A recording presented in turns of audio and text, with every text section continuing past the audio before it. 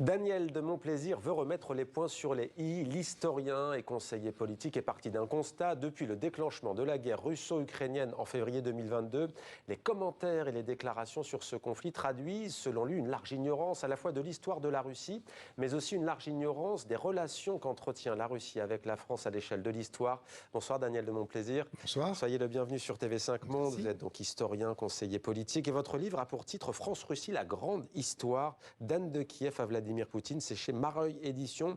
Commençons par l'actualité. Avalanche de communiqués ces dernières heures de la France qui dénonce une campagne de désinformation en provenance de Russie. Selon le Quai d'Orsay, que se passe-t-il? Eh bien, de fausses pages Internet usurpant l'identité de médias français ont été créées. Le ministère des Affaires étrangères à Paris dit même avoir déjoué une tentative d'usurpation de son site Internet, d'identité de son site Internet. La question est simple. Comment est-ce que vous qualifieriez aujourd'hui l'état des relations entre Moscou et Paris? Dans une impasse. Alors, à propos de ce que vous dites, ce n'est hélas pas nouveau. Chaque fois qu'il y a eu un conflit armé, il y a toujours eu tentative de désinformation. Autrefois, c'était plus facile à repérer parce que c'était par les journaux, par les rumeurs. Maintenant, on dispose évidemment, avec les outils numériques, de moyens bien supérieurs pour se lancer dans la désinformation.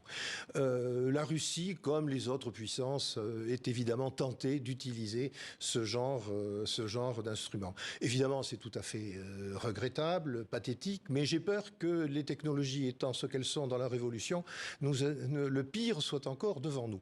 Oui, la France et la Russie sont dans une impasse parce que ce sont des pays qui ont des relations millénaires et qui sont arrivés aujourd'hui à n'être ni des ennemis, ni des alliés, ni des pays et des peuples qui se comprennent. Et c'est assez dramatique. On va y revenir, on va revenir sur l'histoire avec un grand H, mais tout de même sur cette question, la France insiste, Paris dit vouloir mettre en échec la guerre hybride de la Russie en lien étroit avec ses alliés occidentaux. Vous direz que la Russie mène une guerre hybride aujourd'hui ? Alors, je ne sais pas exactement ce que signifie le terme guerre hybride. Elle mène une guerre, pour le moment, qui est une guerre ratée. Ça, c'est beaucoup plus clair. Pourquoi raté ?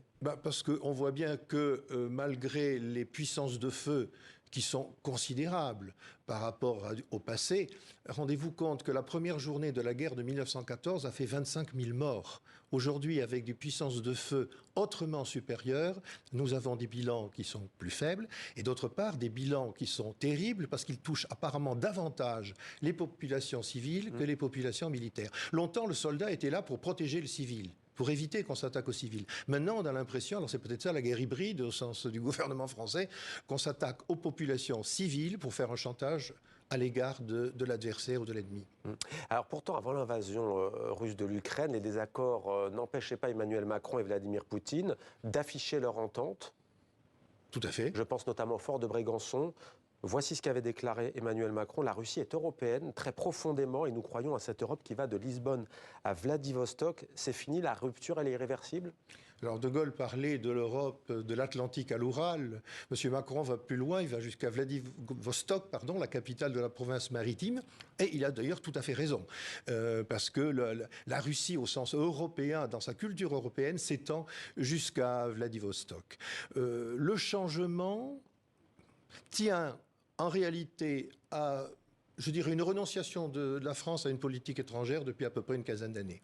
Du jour où la France a rejoint l'OTAN, qui n'avait plus vraiment de raison d'être après la dissolution du pacte de Varsovie. Elle était même en état de mort clinique, disait il n'y a pas si longtemps Exactement. Emmanuel Macron. Emmanuel Macron avait dit que l'OTAN était en état de mort clinique.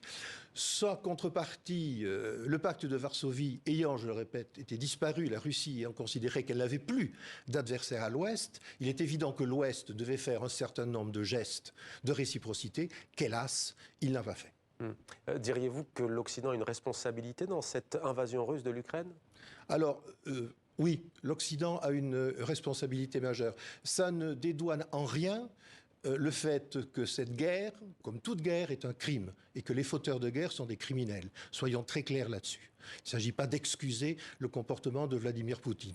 Mais il est vrai que depuis que l'URSS est tombée, ce qui était pour la Russie une libération et l'espoir de reconstituer une grande Russie a été considéré par les États-Unis et par ses alliés, leurs alliés à sa remorque, comme un affaiblissement de la Russie. C'est-à-dire on a fait un terrible contresens. En voulant l'écarter, en l'ignorer ? En la traitant de puissance de deuxième ordre, de puissance subalterne. Rappelez-vous ce qu'on entendait sur tous les médias il y a une trentaine d'années. Il n'y a plus qu'une seule puissance, superpuissance dans le monde. Mais ça, c'est méconnaître. Vladimir Poutine, comme on l'entend ce mot, c'est méconnaître le peuple russe. C'est méconnaître les deux.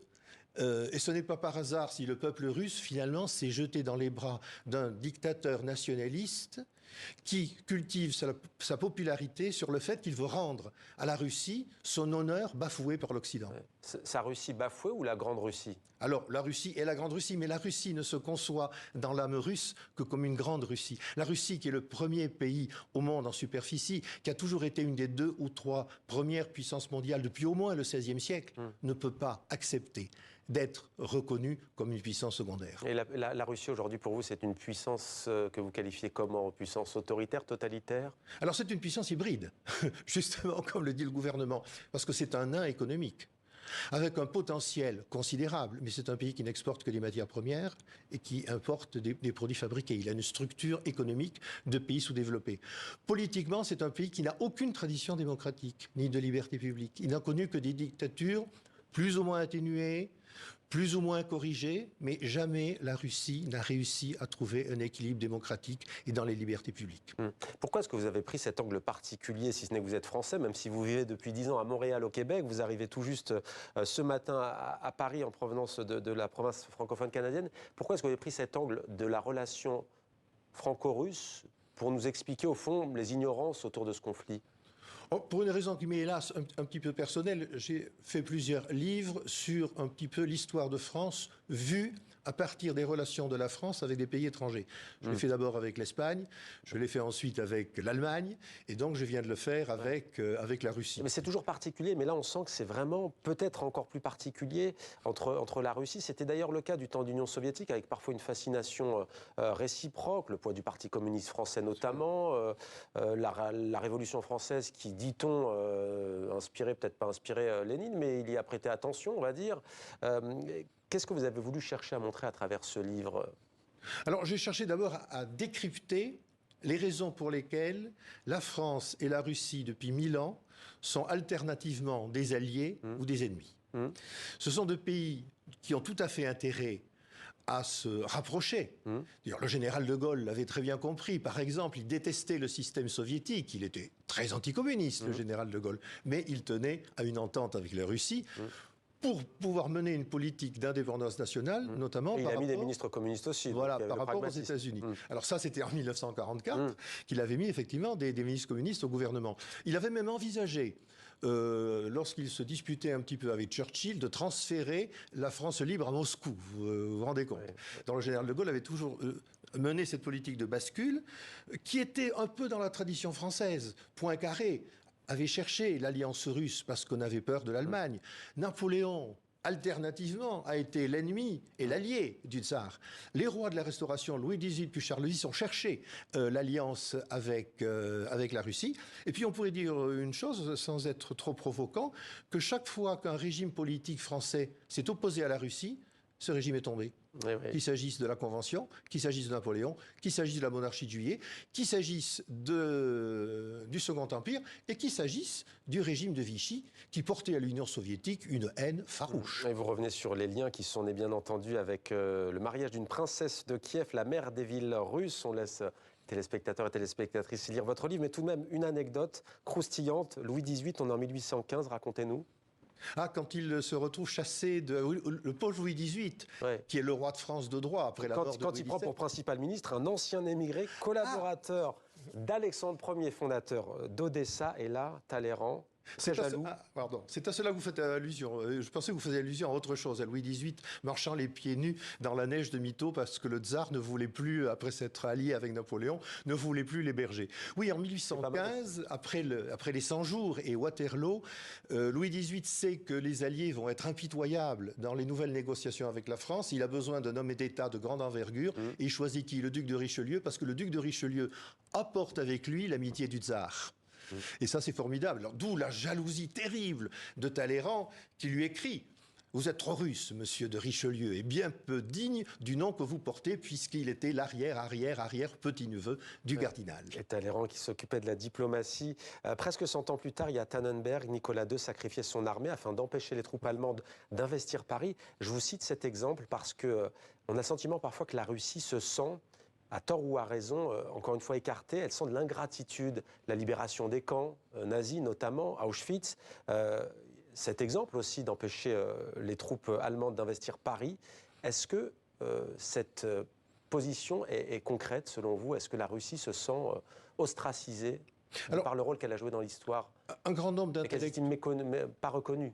Un grand nombre d'intellectuels et d'historiens russes pensent exactement ce que vous venez de dire, et notamment que l'épisode de Tannenberg 1914, où, comme vous l'avez justement rappelé, la France de Poincaré supplie le tsar Nicolas II d'intervenir contre la Prusse orientale, parce que sinon l'armée française va arriver à Paris, l'armée allemande, pardon, va arriver à Paris, et il accepte, il répond aux supplications de Poincaré en attaquant en Prusse orientale, ce qui fait que l'Allemagne détourne 2 corps d'armée du front de l'Ouest, qui se dépêchent d'aller sur le front oriental et qui écrasent l'armée russe, parce que l'armée russe, comme le disait tout à l'heure d'ailleurs Vladimir Poutine, il le reconnaît lui-même, l'armée russe, elle n'est jamais prête. Dans toutes les guerres, l'armée russe n'est jamais prête. Ça n'empêche pas de remporter la victoire après. Mais au début, elle n'est jamais prête. Et en effet, la boucle est bouclée. C'est ce qu'a déclaré aujourd'hui le président russe en disant qu'elle n'était pas assez prête à faire face aux attaques venues d'Ukraine sur Belgorod. Merci Daniel de Montplaisir, auteur du livre France-Russie, la grande histoire d'Anne de Kiev à Vladimir Poutine chez Mareuil Édition, avec cette photo des 2 chefs d'État côte à côte. Merci à vous.